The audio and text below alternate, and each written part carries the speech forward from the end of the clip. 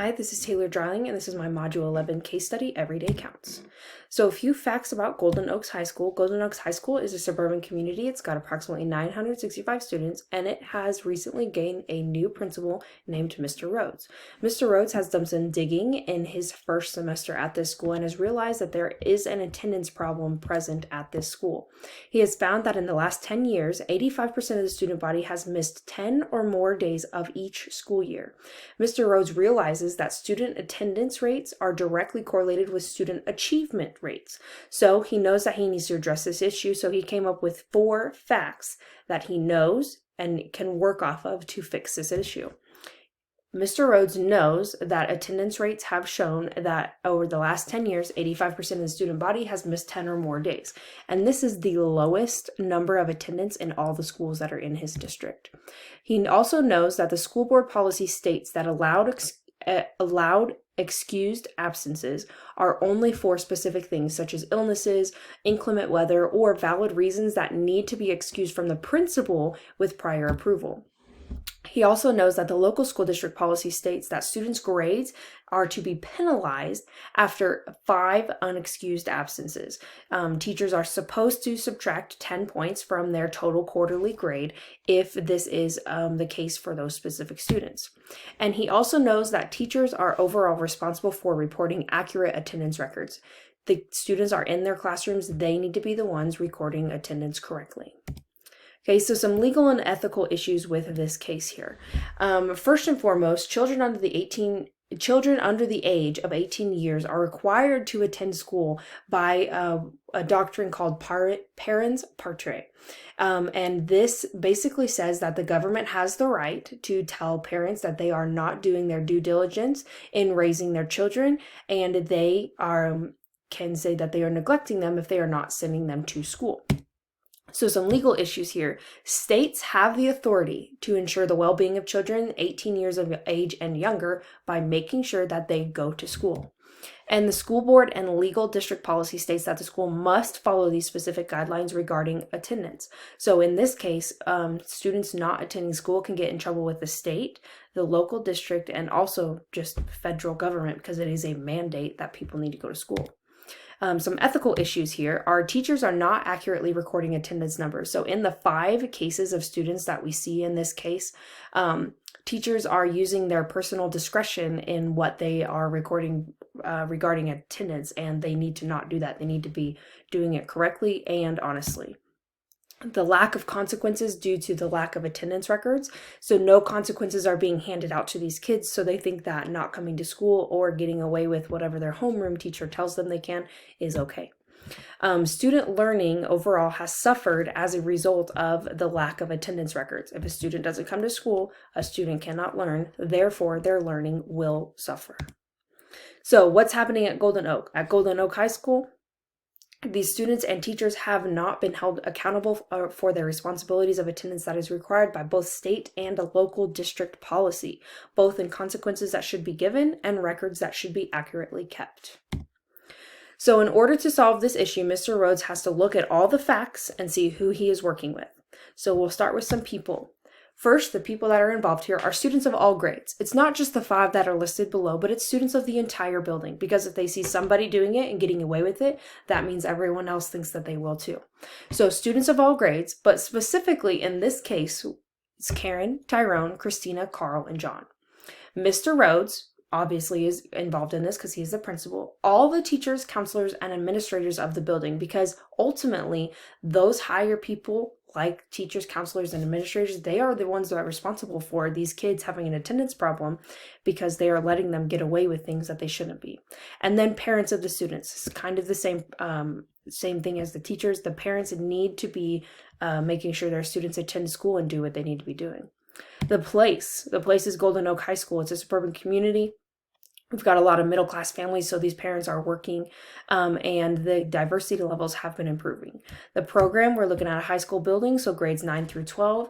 There are currently 11 school-related team sports, 31 different club-related, school club-related things, and there's 965 students overall. So there's plenty of things and opportunities for every student that is in this building. So some priorities to look at when we are trying to fix this issue. Mr. Rhodes knows that these 5 attendance problems that he's looking at right now will affect much more than the students in grades in their high school. Okay, so some priorities that we need to consider here are stakeholders. So all the stakeholders that you can possibly look at, these are the people that are looking for these students to be there for their employment. When you employ somebody, you want somebody that's responsible, dependable, has time management skills, everything under the books. And with these kids having the attendance issues and these teachers or counselors, athletic directors letting them get away with the things that they are getting away with, they won't build those life skills. Therefore, they will not receive a job or keep a job that they need to have those responsible skills in order to succeed at. At this point in time, only the superintendent has been consulted that's regarding this attendance issue, but Mr. Rhodes will contact all the other stakeholders as well. To do more, he needs to talk to all the stakeholders of the district. He needs to talk to each student of each of the 5 specific students and their parents individually to see if there's a deeper source of the issue. Because sometimes it's not you're not doing your job, but there could be an underlying issue here that he needs to look at. And then he needs to talk with these individual teachers that he has gotten information of doing this wrongdoing in terms of attendance records, and tell them or talk to them how important attendance and student achievement are so that these kids can grow. At this point, I don't know enough to make an informed decision regarding attendance though. So some possible consequences. The following are 3 possible options that he has to improve student achievement. Option 1, do nothing. But if he does nothing, what could happen is everything's going to stay as it goes, but I'm pretty sure that school achievement is going to continue to go down because more kids are going to jump on this bandwagon. Option 2 is to go at a very, very hard consequence here and put together a file for the school board and the school policy that specifically states regarding attendance. Create this document and teachers must fill out every hour of every day and report it back to the office each hour. If teachers do not comply or do not do this accurately and correctly, honestly, then they will be penalized, and ultimately they will be responsible for these kids with truancy and as well as their parents. Option 3 is to look at all past and present attendance records to try and identify a trend that is occurring with these attendance problems. So then from there, I would meet with all staff of the building, which is teachers, administrators, counselors, everybody under the sun, and come up with a building-wide plan that we all believe will help decrease the amount of unexcused absences, therefore, which will increase student improvement in the long run. So of these 3 options, here's some pros and cons. Of option 1, which is do nothing, some pros. You don't step on anybody's toes. Mr. Rhodes is now the new guy in town and everybody likes him. He's not doing anything bad. But the cons of that, student improvement will continue to decline. And your attendance records will continue to decline because, like I said earlier, everybody's going to jump on that bandwagon because if he's getting away with it, then I can get away with it too. Option 2, which was a very liberal standpoint of making everybody get in trouble, basically. The pros, you have documentation present for all classes with all of the teachers, which is something you can look back on and pull out. Teachers will be strictly held accountable for keeping up with attendance records on a daily basis, so no more calling down to the classroom telling them get their attendance or worrying about if they're doing it honestly or not. And then parents will also be held strictly to making sure that their students don't miss school without a valid reason or an approved reason by the principal, because they will be given to truancy court. Cons, though, this will not go over with a lot of teachers, parents, or other stakeholders probably, and you will get a huge pushback from the community due to harshness. Option 3, which was a little more lax and lets everybody's voice be heard. Some pros of that, your building is working together to come up with this plan that everyone can see implementing so that everyone can be successful in it. And it will not be as documented tasks. Teachers have enough to do on their plates as it is, let alone make them do more paperwork.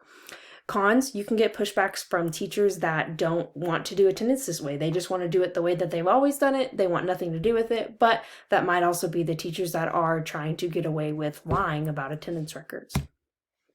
So the best possible option, in my opinion, is option 3. This is the most sound decision to fix this problem because it allows all the teachers to be involved and it allows them all to have a voice.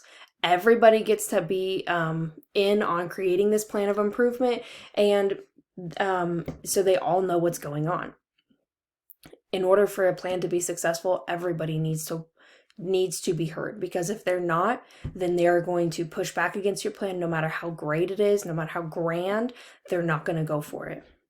If option 3 doesn't work though, option 2 will be the only way that Mr. Rhodes can go.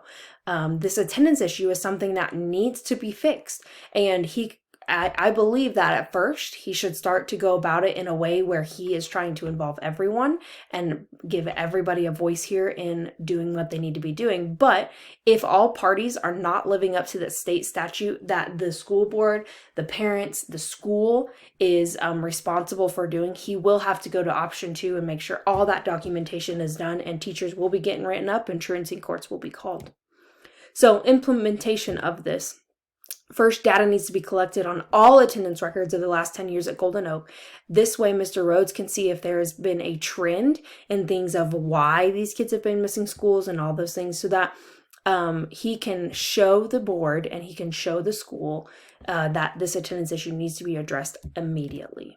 Once Mr. Rhodes collects all this data, he needs to visit with the school board and other school administrators, basically all the stakeholders, and discuss with them the importance of attendance regarding all the students and how it benefits their achievement in schools. This discussion will allow the stakeholders to realize the issue at hand and allow for them to have a voice in this process. After all these stakeholder meetings, Mr. Rhodes will go through all of the opinions, concerns, things like that, and create a rough plan of improvement. This way, everybody's voice is heard. He has taken into consideration everybody's thoughts and things that maybe he didn't think of when beginning this process. Once this plan of improvement is made and implemented, Mr. Rhodes will continue with his records to show any sort of positive or negative trends with attendance and what they have implemented into the school. And he will revisit with the building leadership team so that if they have ideas or if other teachers have reached out to the leadership team in what is or isn't working in their student improvement process regarding attendance, can be addressed here, and the plan can ultimately be changed so that it can reflect something positive. So the program standard integration, the standard for this assignment basically stated for completers to demonstrate the capacity to evaluate, develop, and advocate data-informed and equitable resourcing plan to support school improvement and school development. And I believe that I met this standard because I weighed all sides of this issue and I came up with a way that all stakeholders can be involved. I am a firm believer in that if everybody regarding the process has a voice, it will go over a lot smoother. I know that there's a lot of pushbacks with teachers and everything, and there can be differing opinions all across the board, but I really do believe that if people know that their voices are heard and considered and put into the process, that anything that you try to implement into a school will become more successful. I also, in my case study here, I made Mr. Rhodes have keep an attendance record of the last 10 years, and he should continue to keep that attendance record for at least the next 5 to 10 years so that he can see a positive or a negative trend. 1 year of data or 1 semester of data is not enough. He needs to go beyond that. So for this plan, it will create trends that can be seen straightforward, and calculated policies can be implemented to ensure that student improvement and student success have gone in a positive direction. And if it hasn't, there are built-in contingencies there for the building leadership team to be able to change this plan as needed. And those are my references cited. It has been